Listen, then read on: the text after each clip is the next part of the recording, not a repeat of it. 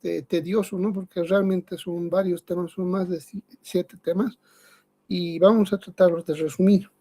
Entonces voy a ir comentando y ustedes rápidamente me van a, me van a indicar si es que quieren aclarar en alguna parte, ¿no? Entonces, empezando de los métodos de la anatomía patológica, habíamos dicho que son 4 métodos principalmente, ¿no? De acuerdo a sus teóricas también puede variar, no es exactamente como cada patólogo, a veces dependiendo de la escuela donde haya estudiado la especialidad, varía, ¿no? De repente para la doctora Rodríguez es distinto, digamos, en cuanto a los métodos, pero Robbins también habla de estos métodos, ¿no? Y algunos textos de lo que son principios básicos de patología también hablan de estos métodos, ¿no? Que es la biopsia, necropsia, citología y experimentales, en los cuales nos vamos a abocar básicamente a la biopsia y a la citología. La necropsia en nuestro medio no es principalmente usado, ¿no? Porque si bien en otros países se usan, pero en nuestro medio, por las creencias y culturas, no se usan, ¿no? Entonces, de todas maneras, pero hay lo que es la autopsia médico-legal que se usa, ¿no? En la IDIF está a cargo de la policía, ¿no? Pero autopsia médico o autopsia clínico en nuestro medio realmente antes sí se hacía, pero actualmente no, por el tema social en que vivimos, ¿no? Entonces, los tipos de biopsia que vamos a llegar, primero, ¿qué era biopsia? Era la toma de tejido vivo, ¿no? Un fragmento o totalmente de la lesión de un fragmento vivo, y se tiene que fijar en fórmula al 10% para que mantenga las estructuras histológicas, ¿no? Para tener un diagnóstico preciso, ¿no? ¿Quién lo hace? El patólogo. El patólogo es el único especialista que tiene en la mano el cáncer o el tumor. Es el que le da el nombre y el apellido a las enfermedades, ¿verdad? Porque lo demás todo es sospechoso, ¿no? Sospecha clínica, sospecha radio, sospecha laboratorial, pero el único especialista médico que prácticamente va a dar el diagnóstico final es el patólogo, ¿no? ¿A través de qué? A través de una biopsia. Entonces, las biopsias pueden ser de varios tipos, ¿no?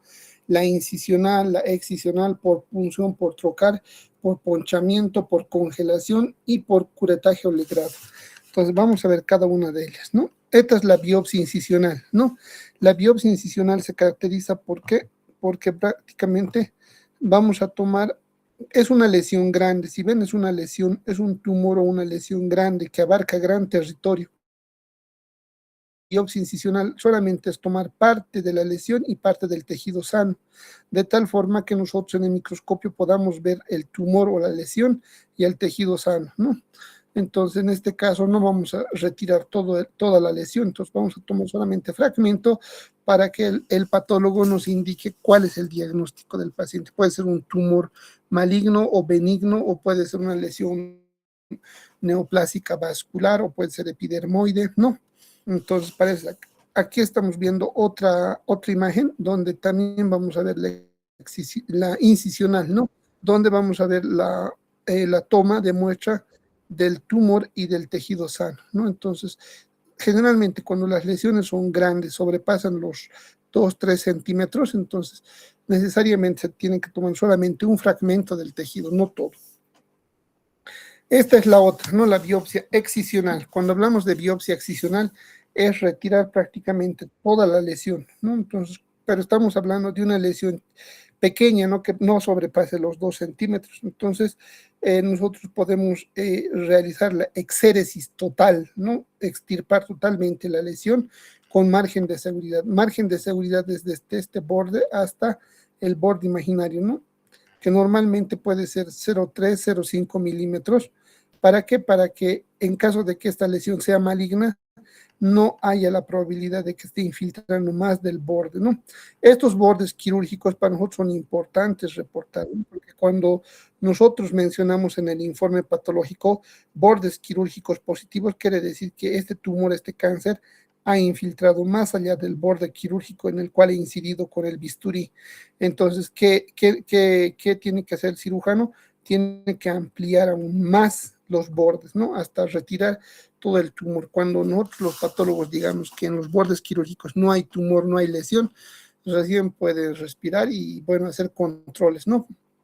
pero si hay células neoplásicas en los bordes quirúrgicos, quiere decir que es lo más probable que vuelva a recidivar el cáncer, ¿no?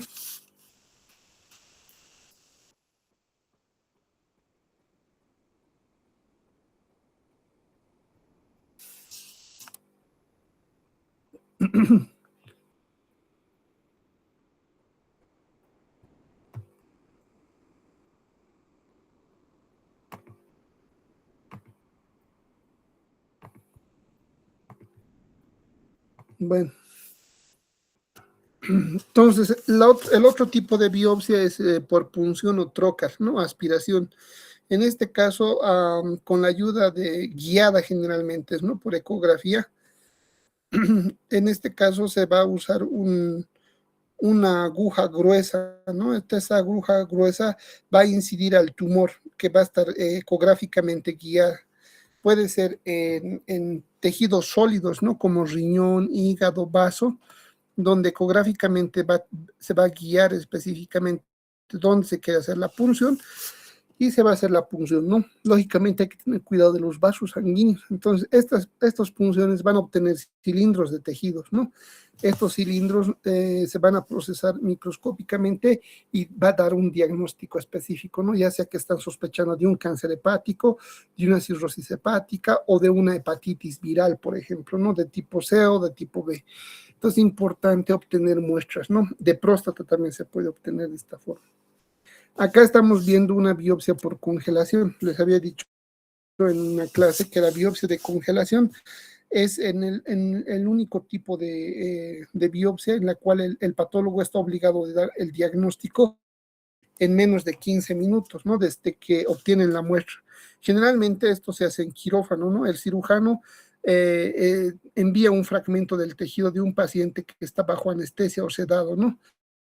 Entonces, como está anestesiado el paciente, entonces el resultado debe ser precoz, rápido y fiable. Entonces nos envían directamente al servicio de patología indicando que es congelación.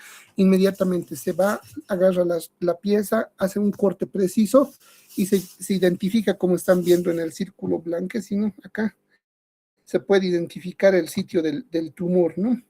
Entonces, cuando se identifica el sitio del tumor, se hace un corte específico. ¿Para qué? Para que se haga un corte con criostato, ¿no? Y se coloree.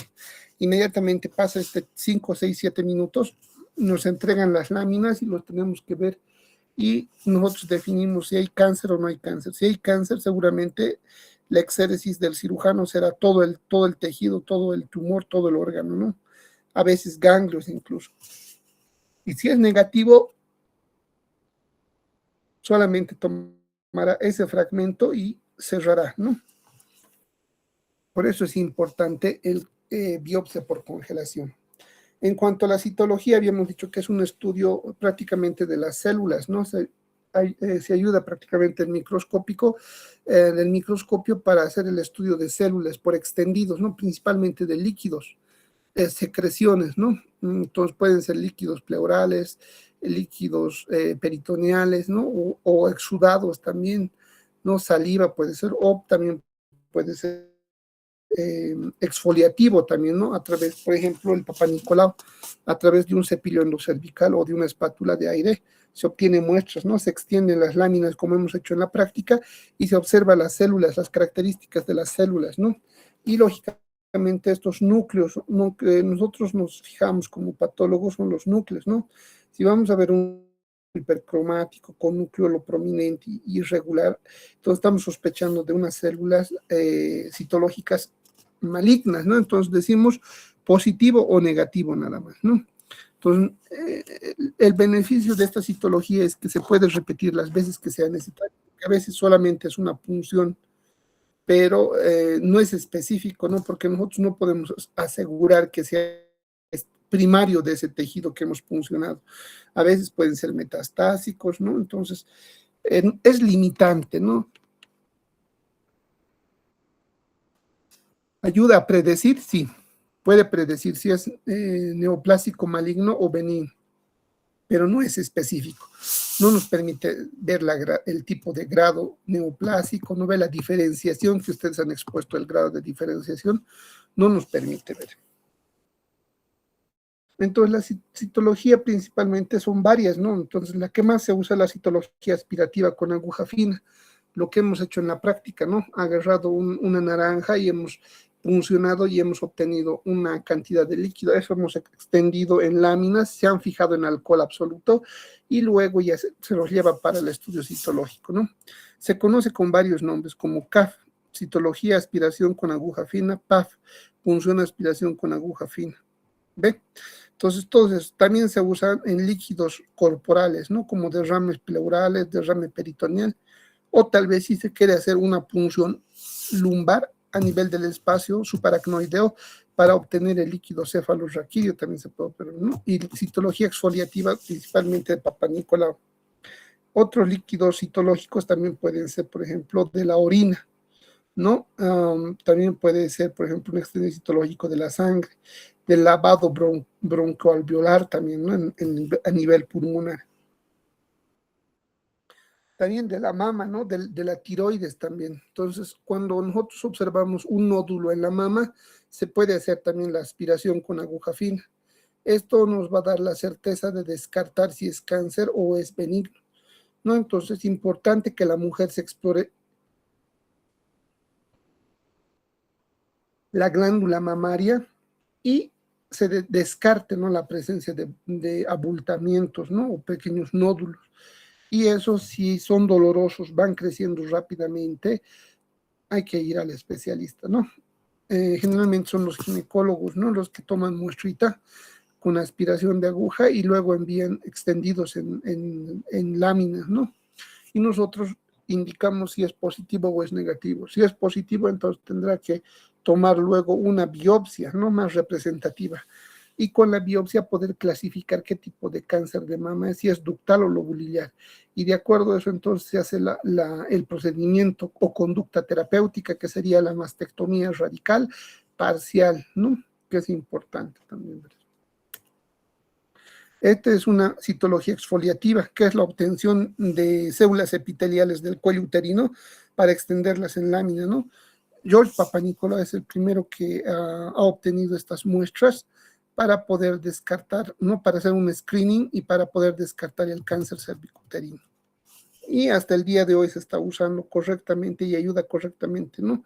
En nuestro medio, Bolivia, Perú, Ecuador y algunos países sudamericanos somos campeones, ¿no? En lo que es cáncer de cervix o cuello uterino.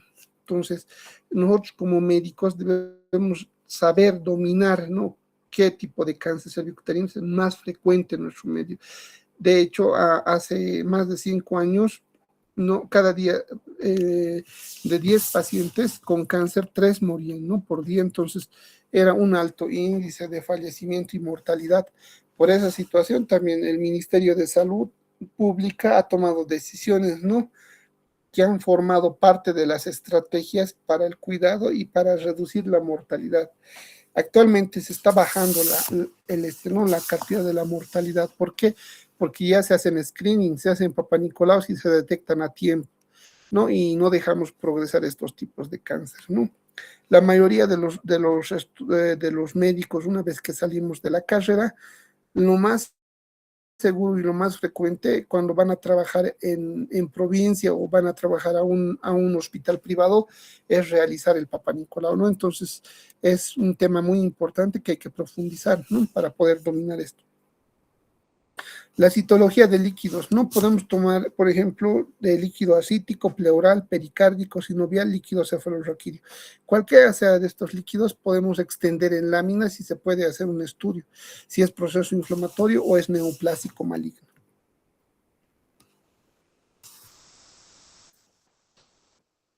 Bueno, habíamos hablado en cuanto a las necropsias, ¿no? Que son de dos tipos, la clínica y la médico-legal. La clínica es en un hospital, ¿no? O sea, que el fallecido haya sido por causas patológicas, ¿no? Que ha sido como una evolución o una consecuencia de su enfermedad y que el paciente por lo menos haya estado internado en el hospital más de 5 horas, ¿no? Una vez que ha fallecido, el médico dice que hay que hacer autopsia para determinar la causa. Debe haber un consentimiento informado, una autorización de los familiares, ¿no? que lamentablemente en estos momentos, en esta coyuntura, no se da, ¿no? Es raro ver, digamos, debe ser 1% de alguna vez algún familiar ha querido esclarecer la causa de la muerte de su familiar y ha autorizado entonces la autopsia, ¿no?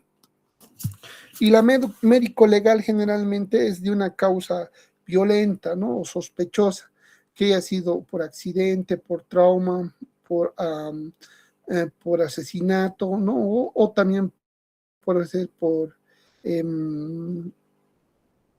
suicidio, ¿no? O causas indeterminadas, o en mujeres embarazadas también, ¿no? En esa edad de la mujer embarazada también tiene si hay fallecimiento, es de conducta médico-legal también.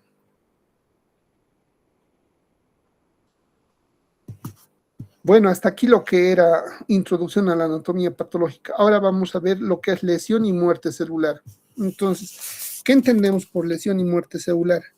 La lesión, entonces, hemos dicho que es un estímulo lesivo, ¿no? Persistente que va a causar un daño en una célula, ¿no? En un grupo celular. Y de acuerdo a la intensidad, puede ser reversible o irreversible. O si la lesión se limita o la lesión continúa, este estímulo lesivo continúa. No, la lesión celular puede ser reversible cuando el estímulo lesivo se pierde. Todas las células que han sufrido este daño pueden volver a un estado normal, ¿no? En cambio, en una lesión irreversible, por más que el estímulo haya desaparecido, el estímulo dañino, la célula puede terminar en una muerte celular, ¿verdad? Entonces, eso es la gran diferencia entre ambas. Para entender un poco qué es lesión irreversible, entonces, las causas generalmente son la anoxia, la hipoxia, ¿no? Entonces, cuando hay una hipoxia importante, va a haber una reducción, ¿no? De lo que es la fosforilación oxidativa a nivel de la mitocondria. Y esto puede lo que es echar mano del aumento de lo que es la adenosíntrifosfato del ATP y va a causar una alteración en la membrana celular, principalmente en la bomba de sodio y potasio. ¿Qué va a pasar en la membrana celular, doctor? Va a haber una alteración de la bomba sodio y potasio. ¿Qué va a pasar entonces? Va a haber ingreso de agua y sodio, un aumento del ingreso de agua y sodio y una salida excesiva de potasio. Entonces, como va a haber ingreso de sodio y agua, la célula se va a hinchar, ¿no? Entonces se llama degeneración hidrópica, se va a edematizar, entonces la célula se torna edematosa, ¿no? Y no se llena de líquido. Por otra respuesta del cuerpo va a haber aumento de la glucólisis, por lo tanto va a haber un aumento del ácido láctico, entonces va a haber una acidosis, ¿no? A nivel de los tejidos, principalmente a nivel del músculo esquelético, ¿no? Y va a haber disminución del acúmulo de glucógeno, ¿no? Entonces puede haber un aumento de la síntesis de lo que son los depósitos de grasa, ¿no? A nivel de lo que es el hígado principalmente, ¿no? El resultado final va a ser una tumefacción o una hinchazón de las células, va a haber pérdida de las vellosidades y va a haber células que van a formar pequeñas vesículas y van a empezar a degenerarse, ¿no? Microscópicamente los núcleos van a tener figuras de mielina y condensación de la cromatina. ¿Cuáles son los patrones morfológicos de la lesión celular reversible? Principalmente son cambios hidrópicos. Y doctor, ¿en qué enfermedades podemos ver cambios hidrópicos? Que principalmente se van a deber a una hinchazón y una degeneración vascular en el riñón, ¿no? Entonces el riñón puede sufrir un cambio hidrópico con retención de líquido, por lo tanto el riñón que es rojo puede tornar a pasar a un color parduzco claro, ¿no? Entonces cambia de color. En los órganos hay aumento de volumen y aumento de peso, ¿no? Entonces, si hay un cambio hidrópico o hay retención de líquido en las células, el órgano afectado se torna más pesado, más tenso, lleno de líquido, ¿no? En cambio, hay otra variante que son los cambios grasos o metamorfosis grasa, que el órgano principal afectado va a ser el hígado. ¿Qué pasa? Cuando hay un daño celular reversible, el hígado atrapa o acumula mayor cantidad de grasa, ¿no? Y esto va a convertir al hígado en un tejido graso, donde al corte va a tener una superficie amarillenta y al tacto va a ser untuoso como mantequilla, ¿no? Entonces, si el estímulo lesivo se pierde o desaparece, en el caso del riñón va a volver a su estado normal, sí. En el caso del hígado va a volver a su estado normal, sí. ¿Por qué? Porque esta lesión que está causando, este estímulo lesivo que está causando daño celular, desaparece. Todo lo que es la célula dañada vuelve a su estado normal. Ahí estamos viendo un riñón con degeneración hidrópica, ¿no? El riñón es rojo, ¿no? Vino, pero cuando hay una degeneración hidrópica, el riñón se torna claro, ¿no? Entonces, y bastante, ¿no? Edematoso, aumento de peso, característico de los cambios hidrópicos. Microscópicamente, ¿qué vamos a ver? Los túbulos intersticiales o los túbulos renales se van a volver blanquecinos, claros, ¿no? Con un gránulo fino en su citoplasma, con una cantidad alta de líquido, ¿no? Y proteínas.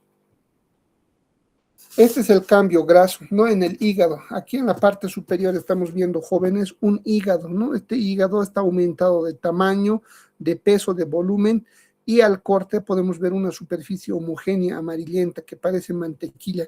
Cuando tú haces pasas la mano sobre la superficie, es como si estuvieras tocando la mantequilla. ¿Y eso es por qué? Porque va a haber acúmulo, aumento de la cantidad de los lípidos, ¿no? De la grasa, que microscópicamente conocemos con macrovacuolas o microvacuolas. Y si nosotros dudamos y sospechamos de que estos valores pueden ser más bien líquidos, tenemos que hacer una coloración especial, que es Oil Red o Sudan 4, ¿no? Que principalmente pinta lo que es el depósito de grasa de color rojo, ¿no? Para confirmar el diagnóstico. La lesión irreversible, por otro lado, va a causar la muerte definitiva de la célula, ¿no? O una isquemia. Esto se va a deber principalmente a una isquemia persistente, ¿no? Por ejemplo, en el corazón, si hay una obstrucción, un taponamiento a nivel de la arteria coronaria descendente anterior, entonces va a haber una hipoxia permanente, por lo tanto va a haber una lesión de la membrana celular, ¿no? Va a haber igual una disminución de la fosforilación oxidativa y entonces va a haber una liberación intracelular y activación de las enzimas. Estas enzimas que se van a activar pueden ocasionar daños persistentes y definitivos en la célula, ¿no? Por ejemplo, va a haber salida de las enzimas, como la desinasa láctica, ¿no? Que puede ocasionar también acidosis. Va a haber entrada de calcio. Esta entrada de calcio va a causar una edematización, pero también va a causar una degeneración de algunas células y algunas membranas. Se van a activar enzimas, ¿no? Principalmente enzimas que pueden ser preguntas de examen.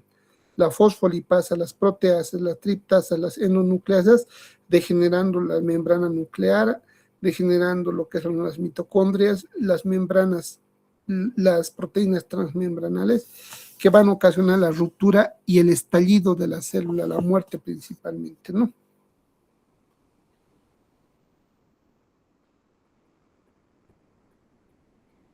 Entonces, ¿cuáles son los cambios en cuanto a lo que es la muerte celular?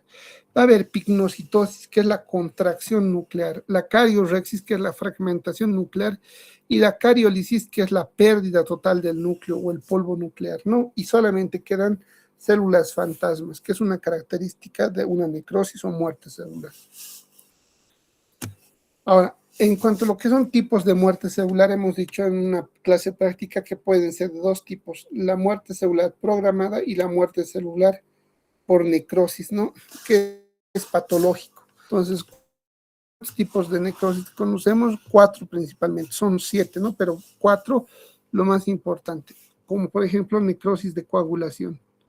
podemos observar aquí en el corte transversal del miocardio la presencia de una coloración pardo-amarilla blanquecina, que es lo que es el infarto, de todo lo que es la superficie del miocardio, ¿no? De la cara anterior. Otro tipo de necrosis es la necrosis licuefactiva o colicuativa, pregunta de examen. ¿Dónde se da? En el cerebro. ¿Por qué se da? Puede ser por coágulos o por procesos infecciosos. Entonces, acá como se va a volver un licuado, se va a reabsorber por macrófagos y va a quedar una cavidad que se puede observar tranquilamente en una tomografía. Luego estamos viendo la necrosis gaseosa, principalmente de qué tipo de enfermedad, de la tuberculosis. Esta necrosis gaseosa se va a caracterizar macroscópicamente que este tejido va a tener el calcium, que es un agregado de tejido, ¿no? Que se parece mucho al queso. Entonces, necrosis gaseosa puede ir evolucionando y puede ocupar la gran parte de lo que es el lóbulo superior principalmente, ¿no? Luego tenemos la necrosis enzimática o de grasa también, ¿no? Llamado, que se puede dar en el páncreas principalmente. Entonces, en el páncreas vamos a ver cambios de coloración, ¿no? Va a haber puntillado, azulado, amarillento, que es la saponificación, y la necrosis y la autofagia y la activación de las enzimas como la amilasa y la fosfolipasa, que prácticamente van a empezar a degenerar lo que son los tejidos proteicos del páncreas, ¿no? Aquí estamos viendo igual una foto de un infarto agudo de miocardio. Entonces, ha habido una obstrucción de la descendente anterior, entonces va a haber una necrosis, ¿no? Abundante, que es transmembranal o transmural, que quiere decir que abarca todo el muro del corazón.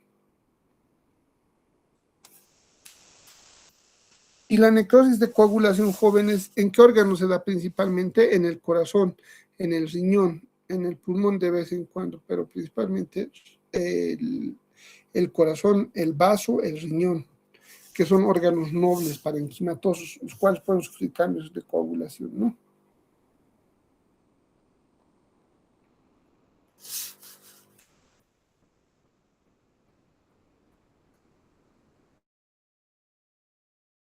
De infarto, hemos dicho la licuefactiva o colicuativa. Ahí estamos viendo un ejemplo que es el infarto cerebral, donde vamos a ver una cavidad pasado ya los 4 o 5 días, ¿no? Y microscópicamente, ¿qué vamos a ver? Presencia de macrófagos, los cuales van a estar fagocitando el sitio de la lesión.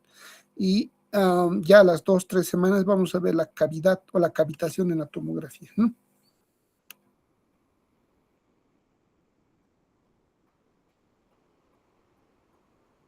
Bueno, aquí estamos viendo otro tipo de necrosis, que es la tuberculosa o la necrosis gaseosa, donde vamos a ver principalmente histológicamente una área central necrótica rodeada de células linfocíticas y macrófagos gigantes de tipo Langhans, ¿no? Con los núcleos en herradura. Y aquí en la macroscopía vamos a ver el tejido pulmonar totalmente con un tejido con el calcium, ¿no? Que se asemeja al queso. La necrosis enzimática de la grasa, principalmente en el páncreas. El páncreas generalmente puede dar necrosis grasa, ¿por qué? Por una pancreatitis aguda o crónica. La aguda complicada principalmente, ¿no? Donde va a haber autofagia enzimática de las enzimas que libera el páncreas, se van a activar y van a empezar a degradar el mismo tejido, ¿no? ¿Qué vamos a ver macroscópicamente? Áreas hemorrágicas, algunos tejidos de autodegeneración, y en la microscopía vamos a ver lo que son los lobulillos de grasa que van a tener cambios necróticos, ¿no? Y un infiltrado inflamatorio agudo que pueden formar abscesos, ¿no? Y se pueden llegar a complicar peor aún. Otras formas de necrosis, vamos a hablar de la gangrena húmeda y gangrena seca. Gangrena húmeda sobreinfectada que tiene exudado y supuración. Gangrena seca que generalmente es predominantemente por alteraciones en la coagulación y en pacientes diabéticos, ¿no? Este no es entonces seco. La apoptosis, entonces, ¿qué es la apoptosis? Es la muerte celular programada, ¿no? Estas células van a recibir una información de autodestrucción y lógicamente estos van a llegar a morir, ¿no?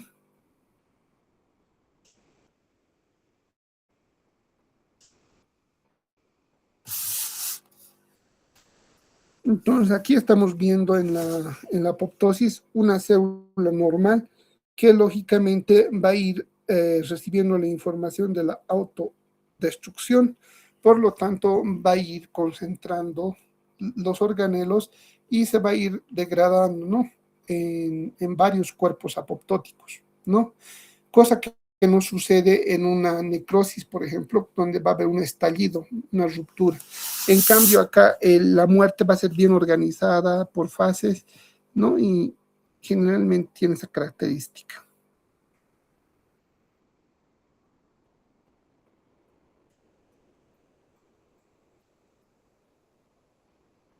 Bueno, ahora vamos a pasar a otro tema que es la inflamación.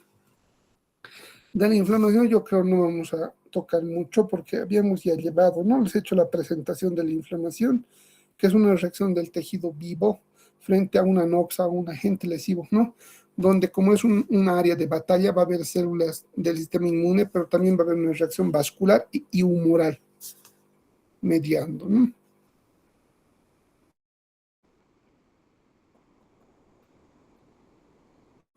Bueno, acá estamos viendo para hacer diferencia de una inflamación aguda y una crónica. La inflamación aguda, también llamado exudado, porque va a tener abundante cantidad de polimorfo nuclear o de pus, que va a estar en distintos órganos, ¿no? Y de acuerdo a eso va a llevar el denominativo itis, apendicitis, cistitis, peritonitis, neumonitis, meningitis, todo lo que termina en itis es inflamatorio y es activo.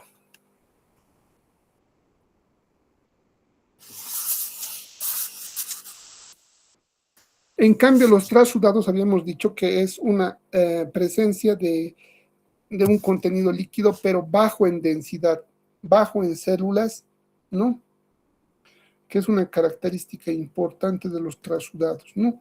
En cuanto a los trasudados, generalmente se dan por insuficiencia renal, por insuficiencia cardíaca o por un aumento de la presión portal. Entonces va a haber una migración de líquido en el espacio intersticial o en el tercer espacio.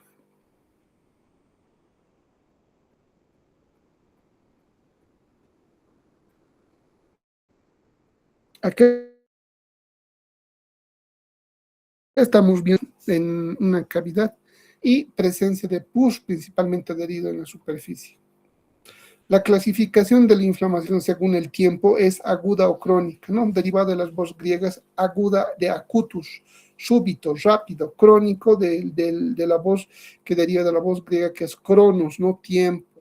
Entonces la aguda puede evolucionar rápidamente de segundos, minutos, ¿no? Hasta un día o 2 días. La crónica es a partir del tercer día que van agregados de macrófagos principalmente, ¿no? Bueno, una característica de la inflamación aguda es que de duración leve, minutos, su función principalmente es aislar el agente agresor, destruirlo, ¿no? Y limpiar el sitio para que no quede evidencia. Entonces, ¿qué modificaciones anatómicas vamos a ver en el cuerpo? Una reacción vascular y una exudativa. La vascular, vamos a ver más adelante, que es una vasoconstricción por segundos y una vasodilatación permanente y salida tanto de líquido como de células, ¿no?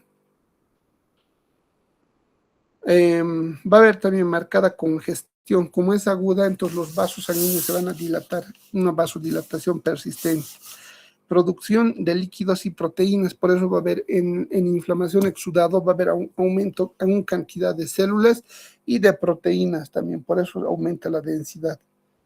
Y emigran los elementos celulares, principalmente neutrófilos, macrófagos o algunos linfocitos.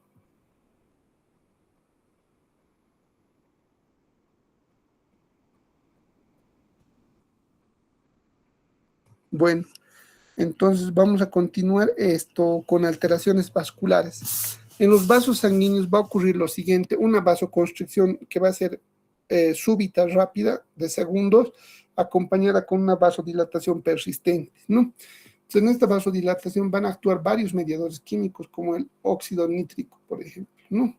Que van a estimular una vasodilatación permanente y que las células formes van a salir a través de ella y van a migrar hacia el sitio de la lesión.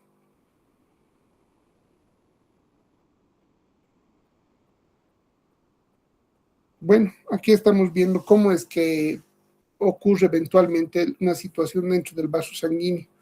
Van a ver la formación de pilas de moneda de los eritrocitos y los leucocitos se van a marginar hacia el endotelio, van a rodar, van a adherirse gracias a estos receptores de adhesión y posteriormente van a migrar hacia el sitio de la bacteria o de la lesión, ¿no? Eso se llama quimiotaxis y finalmente la fagocitosis. ¿Qué mediadores químicos podemos llegar a observar? Que principalmente van a derivar de las células y del hígado, ¿no? De las células principalmente la histamina, serotonina, enzimas lisosomales.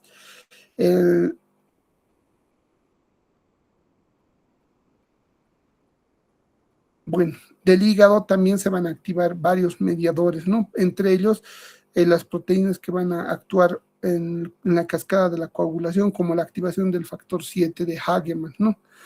También van a activar algunas citocinas, como la bradicinina, que va a regular el dolor, ¿no? Y el sistema de coagulación también. La activación del complemento principalmente se va a dar con las 3A, Z5A, ¿no? Que van a ayudar principalmente a la quimiotaxis. Aquí estamos viendo una imagen del exudado y los cambios, ¿no? Que van a ocurrir en una inflamación aguda. Si va a haber exudado y si es una resolución rápida, va a haber menor cantidad o desaparición del estímulo dañino y desaparición de los mediadores de las células inflamatorias y un reemplazo de las células dañadas por una funcionalidad, ¿no? En cambio, si el daño es persistente, no remite, va a ocurrir la activación del estroma, no en este caso de la matriz, y va a haber la activación de la angiogenia, formación de nuevos vasos, infiltrado de monocitos y fibrosis patente, ¿no? Cuando hay fibrosis quiere decir que se barre con el tejido normal y se queda como una cicatriz. Los actores de la inflamación crónica son el macrófago, el linfocito, ¿no? Y para reparar la angiogénesis y la fibrosis.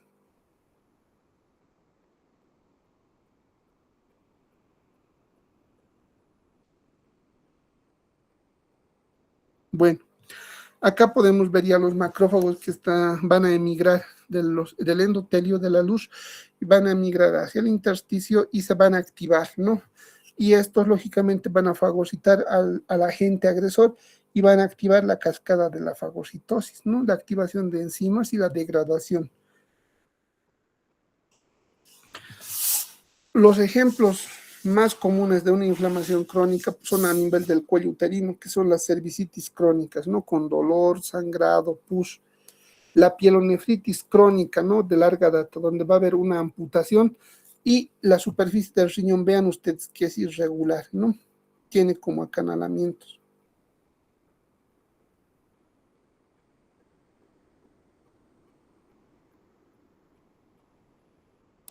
Aquí estamos viendo entonces un riñón amputado con una lesión importante cicatrizal.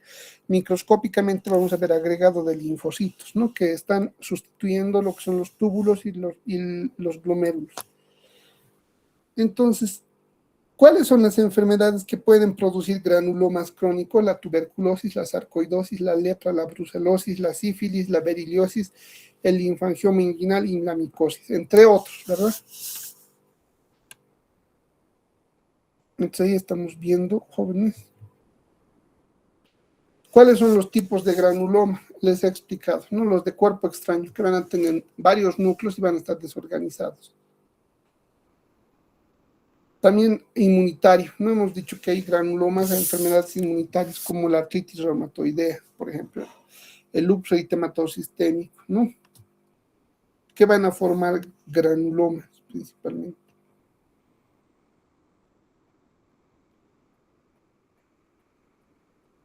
Ahí estamos observando, por ejemplo, un corte histológico donde vamos a ver una célula gigante multinucleada que está fagocitando una fibra, ¿no? te había dicho que es de alimentos que principalmente introduce.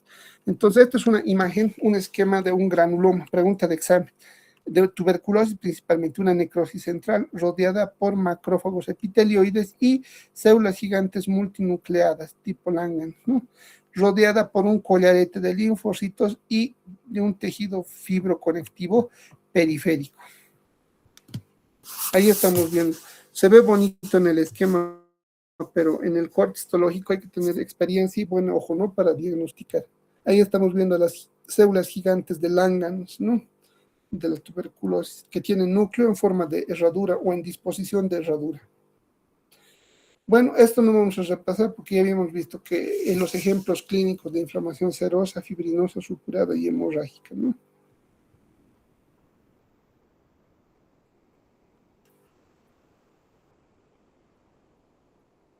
Otros tipos de inflamaciones habíamos dicho que son hemorrágicas, ¿no?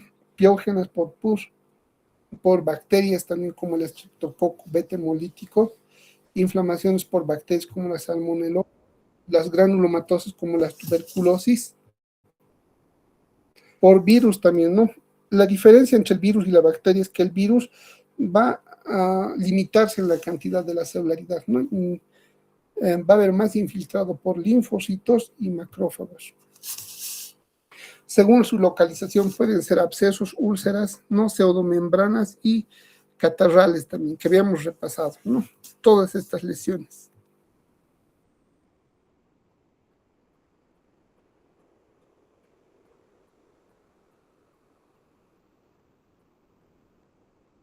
Bueno, vamos a avanzar entonces, vamos a pasar a lo que es la reparación.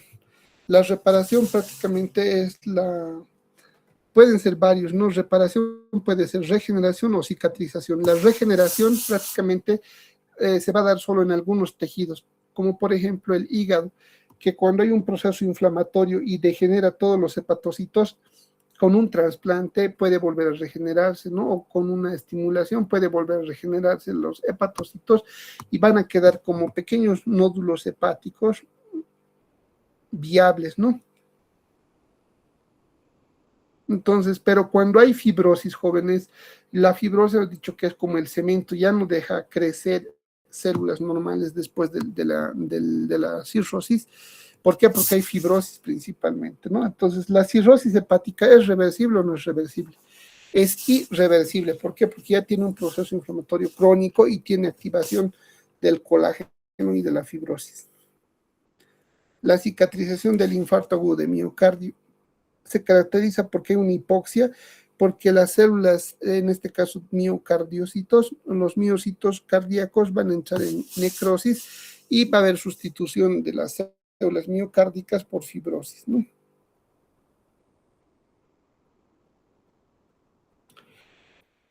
Unas complicaciones de la cicatrización son la contracción, ¿no? Entonces, un grupo de células que va a producir prácticamente un aumento de la fibrosis imposibilitando el movimiento articular, ¿no? Si se presentan las articulaciones. Microscópicamente vamos a ver tejido fibroblástico consolidado, fibroso, denso. Hay una clasificación en la población, no de las células. Por ejemplo, las células lábiles van a ser las células que constantemente se están cambiando, ¿no? Puede ser la piel de la cara, la mucosa gastrointestinal, el esófago, esos son células lábiles, perdón. Luego están las células estables, que van a ciertos órganos como el corazón, perdón, como el hígado, por ejemplo, ¿no? Que cuando hay una lesión importante y se amputa o se reseca, puede volver a regenerarse también las células ¿no? estables del hígado. Y finalmente las células permanentes, que como su nombre dice, bueno, a veces no es tan coincidente, no permanente, pero núcleos, por ejemplo, en este caso, las células pueden llegar a desaparecer y pueden llegar a sustituirse por fibrosis, ¿no? Como se puede observar en el miocardio y en el tejido nervioso.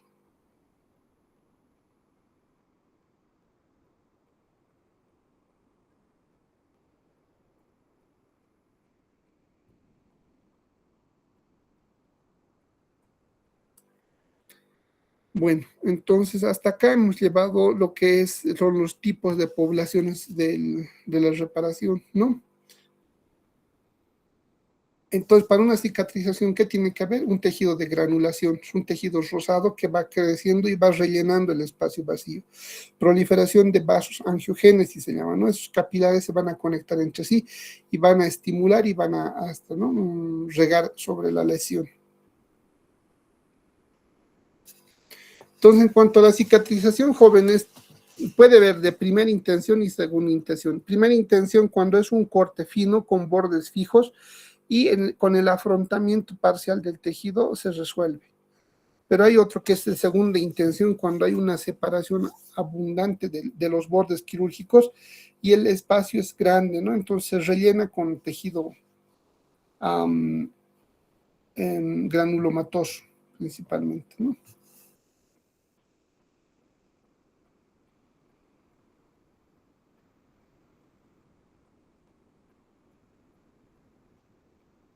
Bueno, acá podemos ver mejor la comparación entre uno y otro. En la primera columna podemos ver de primera intención que va a ser un corte quirúrgico. Cuando ustedes hagan un corte con bisturí es un corte limpio y el afrontamiento es rápido, el proceso reparativo es rápido también, ¿no? Entonces, de arriba a lo profundo, ¿qué vamos a ver? Costra, luego presencia de neutrófilos, coágulo, tejido celular de regeneración vascular y finalmente vaso, ¿no? Todo esto es la curación de primera intención. En cambio, la de segunda intención hay una gran cantidad de pérdida de una sustancia, los cuales van a infiltrar inflamatoriamente con linfocitos o con neutrófilos, ¿no? Y finalmente, este tejido, como es crónico y se repara al final, puede causar una contracción del tejido, ¿verdad?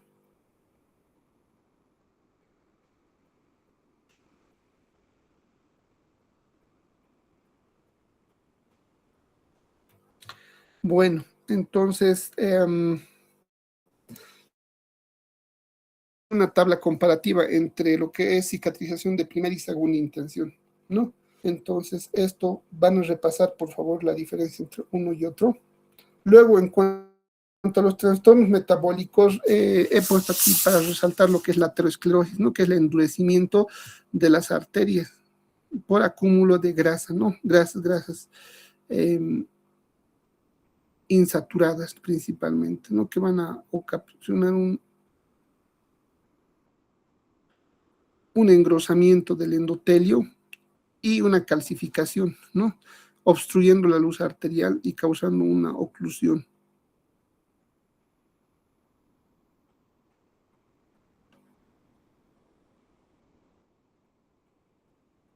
Bueno, entonces en este esquema que ustedes están viendo podemos observar la evolución de una aterosclerosis, ¿no? Puede haber también varios tipos de aterosclerosis, o sea, de arterias endurecidas, ¿no?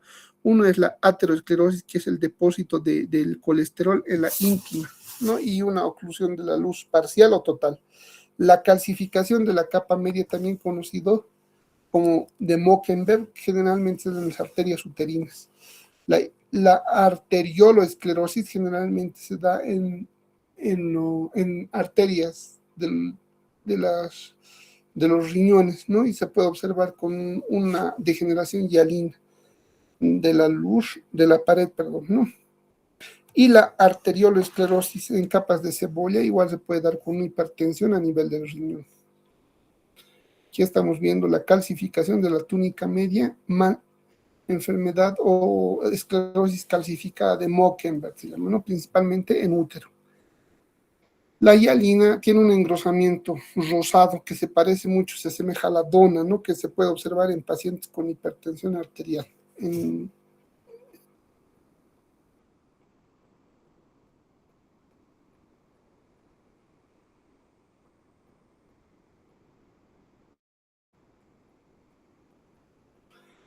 Bueno, aquí estamos viendo una representación gráfica de una aterosclerosis hiperplásica, donde vamos a ver que puede haber un crecimiento hiperplásico en forma de aros de cebolla, ¿no? Esos aros de cebolla se denominan arteriosclerosis hiperplástica, ¿no? En aros de cebolla con hipertensión arterial.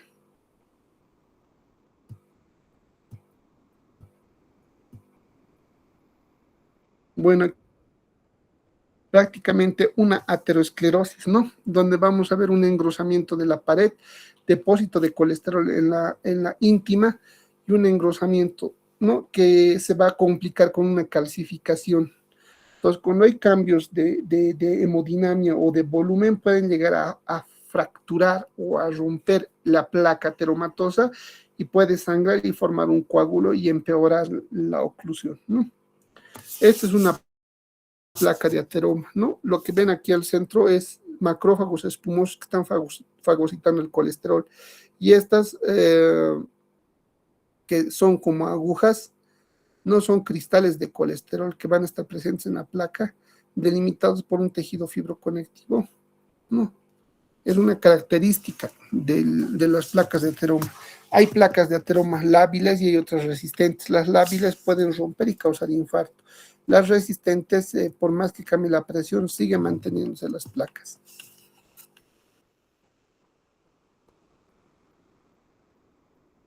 Bueno, entonces en todas las capas de la arteria van a ocurrir engrosamiento, infiltrado de colesterol, macrófagos que van a acudir, la calcificación de una cápsula que se cierra alrededor de esta ateroma y que puede llegarse a romper y complicarse, ¿no?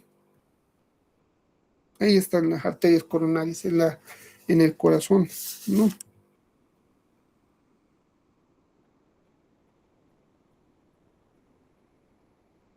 Bueno, aquí estamos viendo imágenes donde pueden observarse placas ateromatosas a nivel del corazón, a nivel del encéfalo, ¿no? Y muchas veces pueden ser por grado 1, 2 y 3. Por ejemplo, estrías amarillas grado 1, ya calcificaciones moderadas grado 2, y cuando hay calcificaciones erosionadas, rotas, con oclusión y con trombos, son grado 3, ¿no? Aquí, por ejemplo, una placa fibrosa irregular que puede calcificarse y puede romperse fácilmente.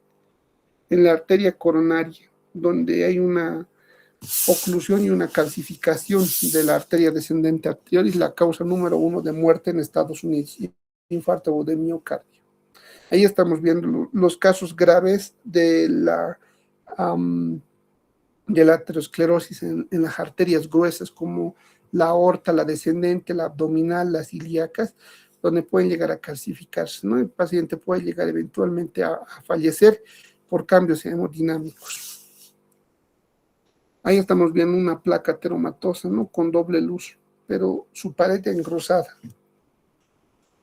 Causas de muerte de la aterosclerosis: infartos, aneurismas que se rompen, por ejemplo, en los diabéticos, pie diabético, en el encéfalo también se puede observar una necrosis.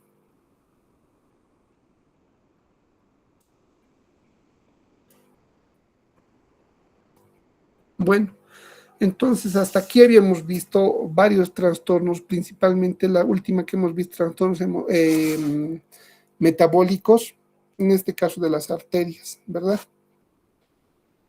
Bueno, ahora jóvenes, me parece que hasta aquí hay bastante información. No quisiera tampoco agotarlos, ¿no? Porque al final sabemos que el cerebro solo tiene un tiempo de captación de 1 hora. Pasado esa hora, la asimilación es menos del 15%, ¿no? Por lo tanto, no sería ideal que forcemos a esto. Entonces, de repente mañana podemos coordinar con su representante, o el día domingo, o de repente el mismo miércoles por la mañana podemos complementar con esta presentación, ¿no?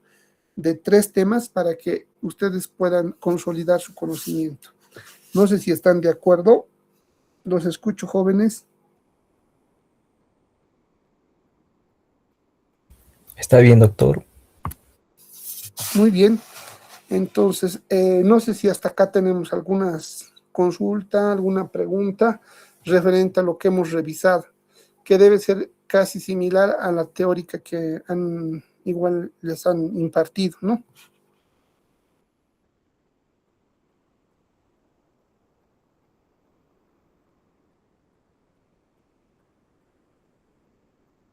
Bueno, no habiendo preguntas, me imagino que todo ha estado claro o no se ha entendido definitivamente nada, pero de todas formas esto es lo más importante que también se puede ver.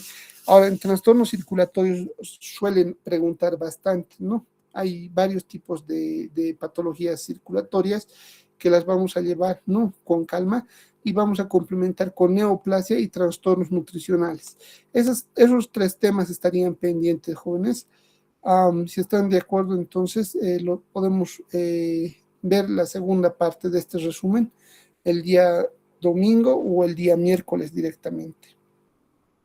No sé si tienen alguna pregunta o estaríamos terminando hasta acá. Un pequeño resumen.